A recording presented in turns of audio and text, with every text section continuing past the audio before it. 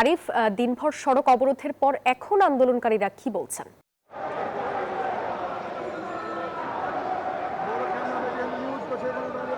যে আমি এই মুহূর্তে আগারগাঁয়ে রয়েছে, আর এখানে হচ্ছে আপনারা জানেন যে 16ই ডিসেম্বর থেকে হচ্ছে মোবাইল ফোন নিবন্ধন যে নীতিমালা সেটি বাস্তবায়ন হতে যাচ্ছে। আর এর প্রেক্ষিতে হচ্ছে যে মোবাইল ব্যবসায়ীরা রয়েছেন তারা হচ্ছে এই মোবাইল ফোন নীতিমালার সংস্কার সহ 6 দফা দাবি আদায়ের লক্ষ্যে হচ্ছে আজ সকাল 11টা থেকে এখন পর্যন্ত যে মোবাইল ব্যবসায়ীরা রয়েছে এবং হচ্ছে গ্রাহকেরও একটি অংশ আমরা এখানে দেখতে পেয়েছি।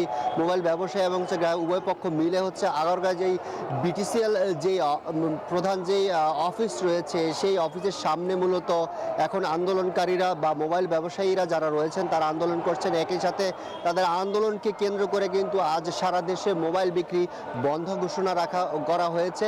আর সেই সাথে আরেকটি বিষয় জানিয়ে রাখি, যে 6 দফা দাবি আদায়ের লক্ষ্যে তারা আজ আন্দোলন করছেন। আমরা কিছুক্ষণ আগে 6টা 40 মিনিটে হচ্ছে এখানকার যে আন্দোলনরত রয়েছে এখানকার যার যে সমিতির যে প্রধান রয়েছেন নেতৃত্ব স্থানীয় যারা রয়েছেন এর মধ্যে 6 জনকে হচ্ছে বিটিসিএল এর ভবনে নিয়ে যাওয়া হয়েছে এবং তাদের সাথে এবং হচ্ছে বিটিসিএল কর্তৃপক্ষ উভয় পক্ষের সাথে হচ্ছে একটি বৈঠক অনুষ্ঠিত হচ্ছে।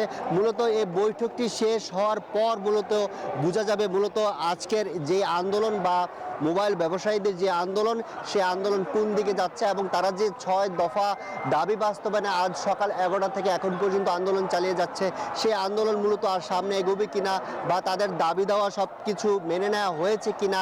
আর সেই সাথে হচ্ছে 16ই ডিসেম্বর যে নীতিমালা কার্যকর করা হচ্ছে সেটি মূলত 57% কর বৃদ্ধি করে কর আরোপ করে হচ্ছে মোবাইল নীতিমালা কার্যক্রম বাস্তবায়ন করা হচ্ছে। এর প্রেক্ষিতে কিন্তু আজকের এই আন্দোলন। এই ছিল আগারগাঁও থেকে আমার কাছে সবশেষ।